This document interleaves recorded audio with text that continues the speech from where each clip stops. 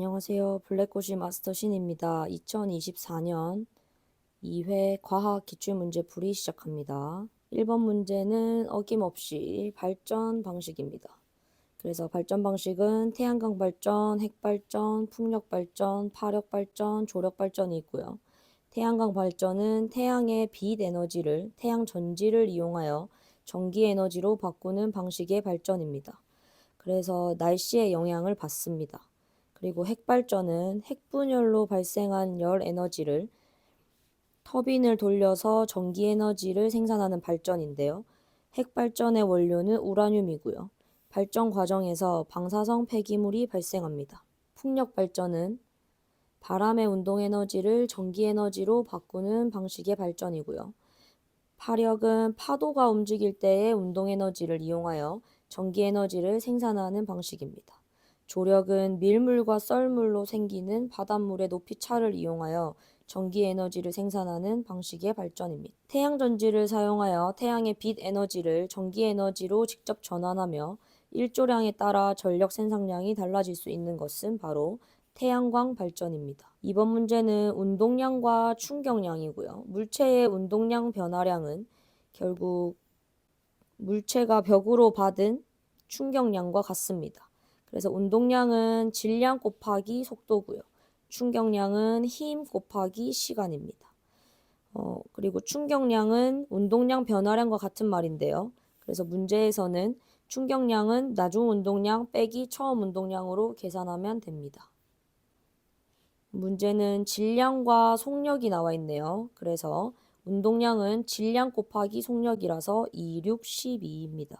다음은 전자기 유도고요. 전자기 유도는 코일을 지나는 자기장이 변해서 코일에 유도 전류가 흐르는 현상입니다.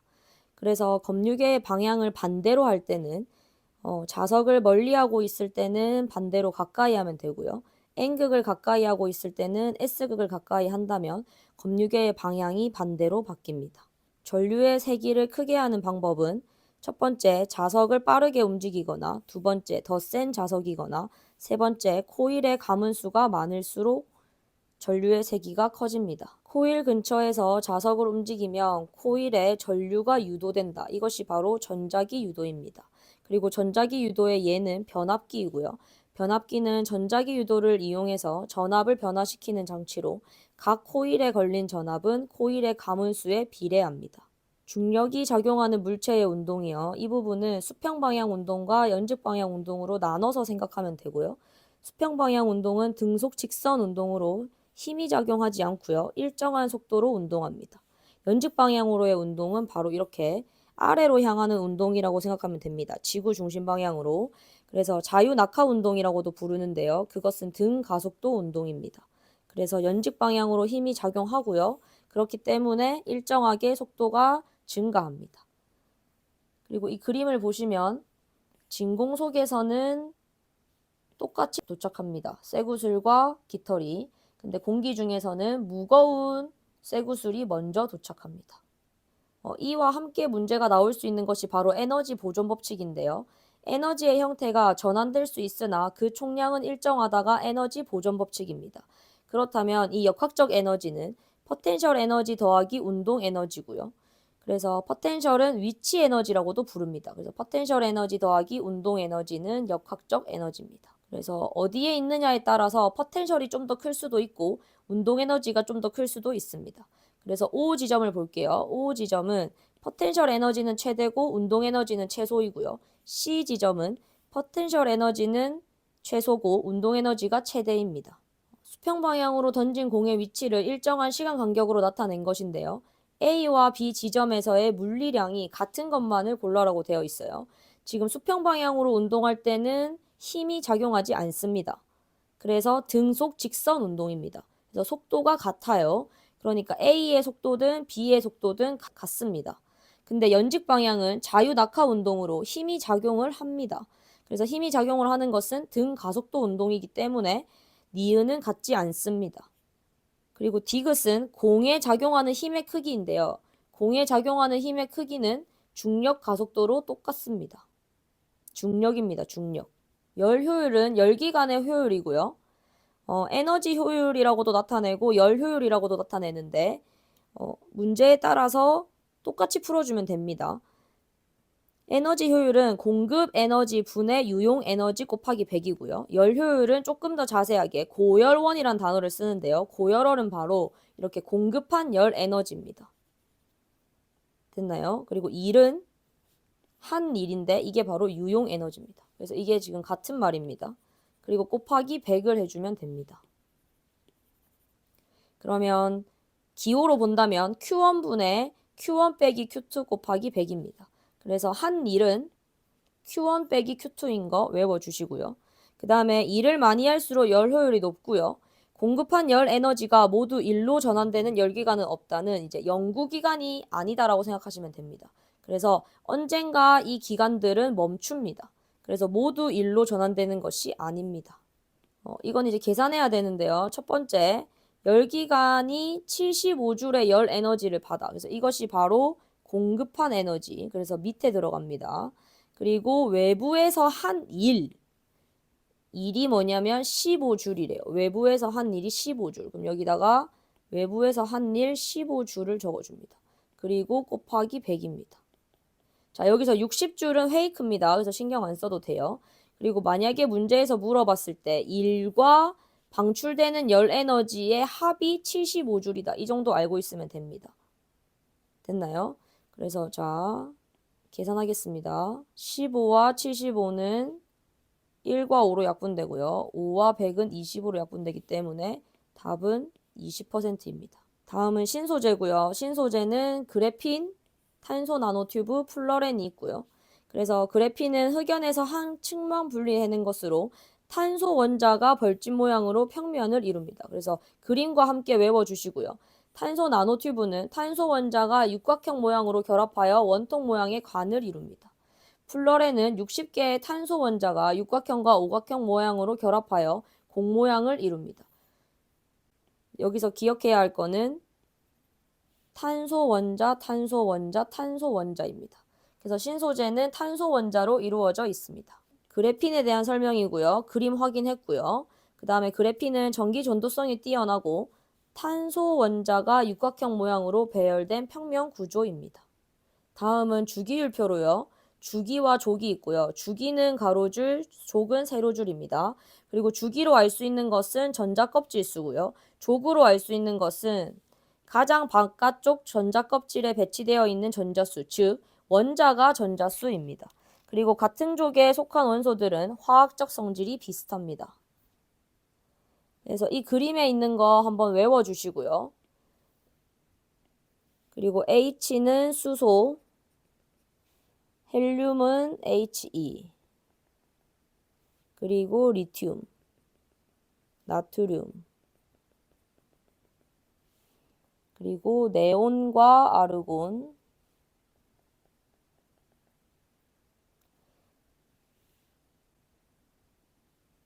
그 다음에 붕소, 탄소, 질소, 산소, 플루오린, 마그네슘, 알루미늄, 규소, 인, 황, 염소. 이거는 베릴륨. 자, 요렇게 요 정도까지만, 18번까지만이라도 좀 외워주세요. 그리고 주기율표에서 봤을 때 족, 1족. 그래서 1족은 원자가 전자수 1, 2족은 2, 13족은 3, 14족은 4. 이렇게 한번 봐주시고요. 그 다음에 주기는 전자껍질수 1, 여기는 전자껍질수 2, 여기는 전자껍질수 3. 자, 그러면 원자의 전자 배치에서 13족 원소네요. 13족 원소는 원자가 전자가 3개입니다. 그래서 답은 3번. 가장 바깥 전자 껍질의 전자수가 8개이고 반응성이 거의 없는 것은 18족. 그래서 나입니다. 그래서 18쪽은 비활성 기체로 가장 바깥 전자 껍질의 전자수가 8개고 8개다 보니까 굳이 반응할 필요가 없습니다. 그래서 보시면 헬륨, 네온, 아르곤이 비활성 기체의 예입니다. 다음은 이온결합이요. 이온결합은 금속 원소 더하기 비금속 원소고요. 이온결합 물질의 특징은 양이온과 음이온 간의 정전기적 인력에 의한 결합이고요. 고체에서는 전기 전도성이 없습니다. 그러나 액체에서는 전기 전도성이 있습니다. 그래서 이게 전해질이라는 거라고 기억하면 되고요. 그리고 상온에서는 단단하나 힘을 가하면 쪼개지거나 부스러지는데 이것이 바로 NaCl, 즉 염화나트륨입니다. 염화나트륨은 소금이거든요. 그래서 상온에서는 단단하나 우리가 힘을 가하면 쪼개지거나 부스러지는 걸로 기억해주면 되고요. 또 하나 이온결합의 예로 염화칼슘 기억해주세요. 이온결합 물질에 대한 설명으로 옳은 것을 골라라고 되어 있는데요. 수용액 상태에서 전류가 흐르고 그 다음에 양이온과 음이온의 정전기적 인력에 의해 생성된 것이 맞습니다. 다음은 3과 염기고요. 산은 수소이온으로 이루어져 있고 그 다음에 수산화 이온으로 이루어진 것은 바로 염기입니다. 그래서 예를 봐주세요. 수소이온은 금속과 반응해서 수소 기체가 발생한다. 그리고 신맛이다. 탄산칼슘과도 반응해서 이산화탄소가 생성된다. 푸른색 리트머스 종이가 붉은색으로 변한다. 그래서 산은 수소이온을 가졌고 탄산음료와 식초가 있습니다. 그리고 염기요. 염기는 비누와 치약이 예인데요. 수산화 이온을 가졌고 손으로 만지면 미끈거리고요. 쓴맛이고 금속과 탄산칼슘과 반응하지 않습니다. 그리고 붉은색 리트머스 종이를 푸른색으로 변하게 합니다. 그 다음 중화반응입니다. 중화반응은 산과 염기가 반응하여 물과 염이 생성되는 것인데요. 그래서 이걸 기호로 한번 적어보면요. 산은 H+, 염기는 OH-, 그리고 물이라고 하는 H2O가 생깁니다. 그리고 중화열은 완전히 중화되었을 때 온도가 가장 높고요. 중화반응에 얘도 외우셔야 합니다. 생선 비린내를 없애기 위해서 레몬즙이나 식초를 뿌리고요. 벌레 물렸을 때 암모니아수 뿌리고요.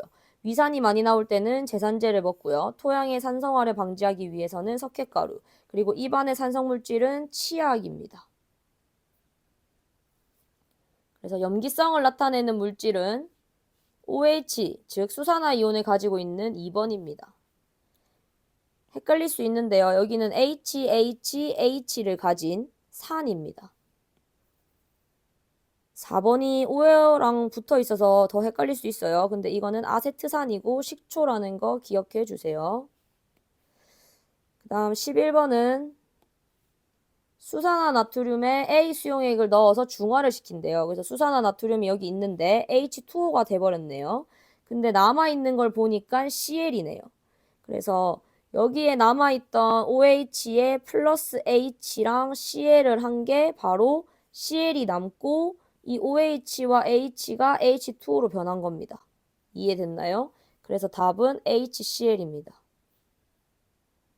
산화환원 반응은 산화환원의 돈시성을 기억해 주시고요. 그래서 무조건 산화가 일어나는 곳은 환원도 같이 일어납니다.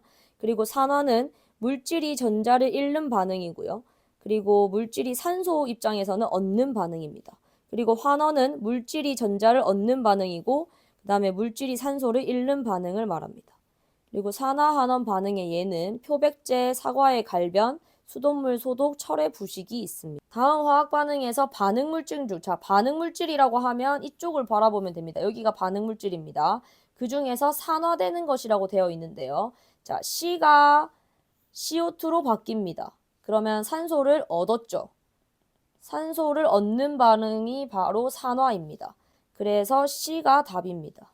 생물 다양성이요. 일정 생태계 안에 살고 있는 생물의 다양한 정도를 의미하고요. 생태계 다양성, 종 다양성, 유전적 다양성을 다 합쳐서 생물 다양성이라 부릅니다. 그러면 생태계 다양성은 생태계의 다양한 정도, 종 다양성은 생물종의 다양한 정도, 유전적 다양성은 같은 종에서 유전자가 다양하여 나타나는 형질의 다양한 정도입니다.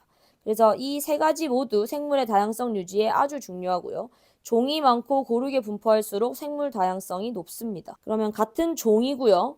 무당벌레 개체 군에서 겉날개의 색과 반전 무늬가 개체마다 달라진다. 이것이 바로 유전적 다양성입니다. 헥사는 기본 단위가 유클레오타이드고요. DNA와 RNA로 나뉩니다. 그래서 DNA는 이중나선이고요. 염기는 ATCG입니다. 여기 적혀있죠. 아데닌, 구아닌, 사이토신, 타이민. 그리고 DNA는 유전 정보를 저장하고요. 디옥시리보스를 가졌습니다. 그 다음 RNA는 단일 나선의 염기는 AUCG고요. 그래서 아데닌, 구아닌, 사이토신, 유라실이고요. 그 다음에 유전 정보 전달 그리고 리보스가 있습니다. 생명 시스템의 정보의 흐름인데요. 유전 정보가 어떻게 전달되냐면 자, DNA가 RNA로 바뀌는 전사는 바로 핵 안에서 일어납니다. 기억하셔야 됩니다. DNA가 RNA로 바뀌는 전사는 핵 안에서 일어납니다. 그리고 RNA가 이렇게 나와서 세포질에서 단백질로 번역됩니다. 그리고 여기는 두 가닥이죠, 지금. 여기가 DNA고, 그럼 DNA는 3염기 조합을 가지고 있고요. 그 다음에 RNA는 코돈을 가지고 있습니다. 그리고 코돈이 3개가 하나의 아미노산을 만들어냅니다. 핵산을 구성하는 기본 단위체로 염기 및 당 인산으로 구성되어 있는 것은 바로 유클레오타이드입니다. 그리고 세포 내 유전 정보의 흐름이요. DNA에서 RNA가 되는 것은 전사, RNA에서 단백질이 되는 것은 번역입니다. 세포막이요. 인지질 이중층에 막 단백질이 박혀있는 구조고요. 인지질 이중층은 크기가 매우 작은 물질이 이동하는 것입니다. 그래서 친수성 머리와 소수성 꼬리. 그래서 물과 접한 세포 양쪽 바깥을 향하는 것이 바로 여기 친수성 부분이고요. 그 다음에 소수성은 서로 마주 보면서 배열됩니다. 그리고 막 단백질은 이렇게 인지질 이중층에 박혀 있고요. 물질의 이동 통로입니다. 물질이 이동할 때는 확산이 일어나는데요. 고농도에서 저농도로 퍼져나가는 현상이 바로 확산입니다. 그리고 세포막의 선택적 투과성이라는 말이 있는데요. 이것은 크기, 종류, 특성에 따라 다르다라는 것입니다. 그리고 3투는 세포막을 경계로 저농도에서 고농도로 물이 이동하는 현상이고요. 그래서 물이 이동한다는 거 기억해 주시고요. 그래서 물이 여기서는 용매라고 보시면 됩니다. 세포막의 구조와 세포막을 통한 물질 A와 B의 이동인데요. 보기에서 모두 고른 것은 A는 막단백질을 통해서 이동합니다. 그리고 B는 인지질 이중층을 통해서 이동합니다. 그리고 고농도에서 저농도로 가기 때문에 확산입니다. 답은 기니입니다. 다윈의 자연선택설이요. 환경에 잘 적응한 생물이 살아남고 그렇지 못한 생물은 도태되는 과정에서 진화가 일어난다는 이론이고요. 다윈의 자연선택설은 첫 번째 변이가 존재하고 두 번째 생존 경쟁이고 세 번째 적자 생존이며 네 번째 유전과 진화가 일어난다고 얘기하는데요. 변이가 존재한다는 것은 같은 종이라도 개체마다 무언가가 다 다르다라는 것이고요.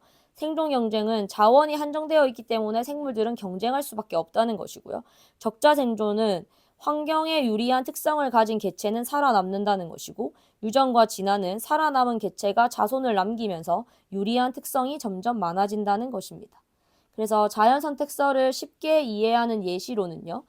첫 번째는 기린의 목이 길어진 이유인데요. 원래 기린 중에서는 목이 긴 기린과 짧은 기린이 있었는데 키가 큰 나무의 잎을 먹을 수 있는 목이 긴 기린이 더 잘 살아남더라. 이게 바로 적자 생존이고요. 그래서 이 적자 생존으로 인해서 목이 긴 기린이 더 많은 새끼를 낳고 후손에게 긴 목을 유전하다 보니까 나중에 점점 기린의 목이 길어진 아이들만 남았다라는 것입니다. 그리고 나비의 색 변화인데요. 이것은 공업 암화라고도 부르고요. 산업혁명 시대 때 일어난 것입니다. 그래서 초기에는 밝은 나비가 많았는데 밝은 나무에 위장 효과가 있으니까요. 근데 산업혁명 이후로는 공장의 매연으로 통해서 나무가 검게 변합니다. 그래서 어두운 나비가 포식자를 피하는 게 더 쉬워지고 밝은 나비는 쉽게 잡혀듭니다. 그래서 어두운 색 나비가 더 많아지는 방향으로 바뀌었다는 것이 바로 공업 암화입니다. 항생제를 반복적으로 사용하다 보면 세균 집단 내에 항생제 내성 세균의 비율이 증가하게 되는데요. 이것이 바로 다윈의 자연선택설입니다. 생태계는 생물적 요인과 비생물적 요인으로 나눠지는데요. 생물적 요인은 생산자, 소비자, 분해자로 나눠지고요. 생산자는 광합성을 통해 스스로 유기물을 생산하는 생물이며 예를 들어서 소나무, 미역, 풀 등이 있습니다. 그리고 소비자는 스스로 영양분을 생산하지 못하고 다른 생물을 먹이로 삼아 생존하는 생물로 초식, 육식, 잡식으로 구분됩니다. 그래서 예를 들어서 사슴, 늑대, 곰 등이 있고요. 분해자는 죽은 생물이나 배설물을 분해하여 영양분을 재활용하는 생물이고요. 버섯, 지렁이, 박테리아 등이 있습니다. 그리고 비생물적 요인은 빛, 공기, 물, 토양, 온도이고요. 작용은 비생물적 요인이 생물적 요인에게, 반작용은 생물적 요인이 비생물적 요인에게 영향을 줄 때 이야기합니다. 그래서 작용과 반작용 외워주시고 이 표 한번 봐주세요. 한 그루의 참나무, 참나무는 식물이라서 생산자고요. 햇빛은 비생물적 요인입니다. 그래서 답은 2번입니다. 개체수 피라미드는 각 영양 단계별로 존재하는 개체수를 나타내는 도표로요. 먹이사슬의 구조를 시각적으로 표현하는데요. 먹이사슬의 균형과 에너지의 흐름을 보여줍니다. 그래서 하위 단계일수록 개체수가 많고 상위 단계로 갈수록 개체수가 적습니다. 생산자가 제일 많고 3차 소비자가 제일 적습니다. 이 생태계에 대한 설명으로 옳은 것인데요. 2차 소비자면 A는 1차 소비자고요. 그리고 B는 생산자입니다. 그리고 상위 영양 단계로 갈수록 개체수는 감소합니다. 그래서 답은 1번입니다. 규산염 강물은 지각을 구성하는 강물의 92%이고요. 규산염 사면체를 기본 골격으로 하여 여러 원소들이 결합하여 만들어집니다. 그래서 규소 원자 1개와 산소 원자 4개입니다. 그리고 지각을 구성하는 구성비는요. 1위가 산소고 2위가 규소입니다. 지구의 지각을 구성하는 암석은 주로 규소와 산소로 규산염 강물입니다. 그리고 산소는 사람을 구성하는 원소 중 가장 많은 질량을 차지합니다. 태양은 핵, 복사층, 대류층으로 이루어져 있고요. 핵은 태양의 중심에서 핵융합 반응을 일으키고요. 복사층은 핵에서 생성된 에너지를 복사에 의해서 대류층으로 전달하며 대류층은 대류가 일어나서 태양 표면으로 전달됩니다. 그리고 핵에서 일어나는 수소 핵융합 반응은 수소 원자 핵 4개가 헬륨 원자 핵 1개를 만들어냅니다. 태양 중심부에서는 수소 원자 핵 4개가 융합하여 헬륨 원자 핵 1개로 변환되는 수소 핵융합 반응이 일어납니다. 수권은 혼합층, 수온엽층, 심해층이 있고요. 혼합층은 우리가 이제 자주 보는 우리가 생각하는 바다고요. 좀 더 밑에 있는 바다, 그 밑에 있는 바다라고 보면 됩니다. 그래서 혼합층은 태양 에너지를 흡수하기 때문에 수온이 높은 편이고요. 다른 층들에 비해서요. 그리고 바람의 혼합작용이 일어나서 수온이 일정합니다. 일정하죠. 그리고 바람이 강할수록 두껍게 발달하고요. 수온약층은 수심이 깊을수록 수온이 급격하게 낮아집니다. 그리고 대류가 일어나지 않는 안정한 층이고요. 심해층은 빛이 도달하지 않기 때문에 아주 온도가 낮습니다. 그리고 위도나 계절에 따른 수온 변화가 거의 없습니다. A씨에 대한 설명인데요. A는 혼합층, B는 수온약층, C는 심해층이고요. A에서는 기권과 상호작용, 그러니까 즉 바람이 아까 상호작용이 일어난다고 했고요. 그 다음에 B에서는 깊어질수록 수온이 낮아집니다. 그리고 C는 심해층입니다. 그래서 답은 1번입니다.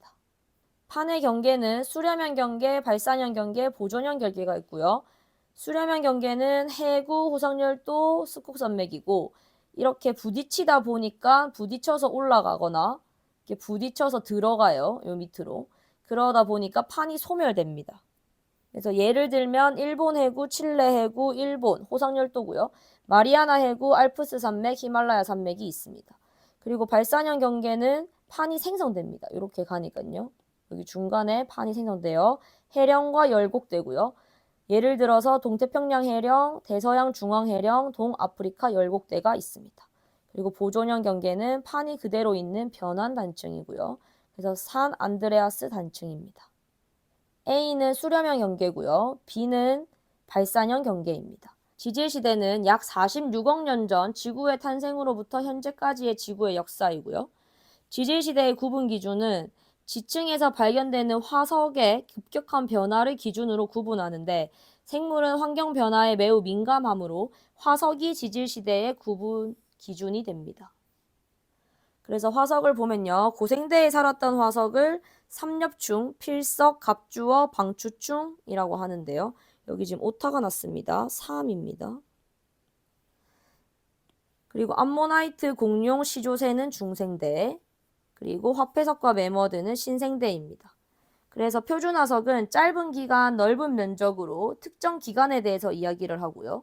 그 다음에 시상화석은 고사리, 산호, 조개인데요. 고사리는 따뜻하고 습한 육지에, 산호는 따뜻하고 얕은 바다에, 조개는 얕은 바다나 갯벌에. 그래서 긴 기간, 좁은 면적에 즉 특정 환경에 분포합니다. 삼엽충은 고생대, 암모나이트는 중생대, 메머드는 신생대. 그래서 A, B, C. 지구 시스템 에너지원은 태양 에너지, 지구 내부 에너지, 조력 에너지가 있고요.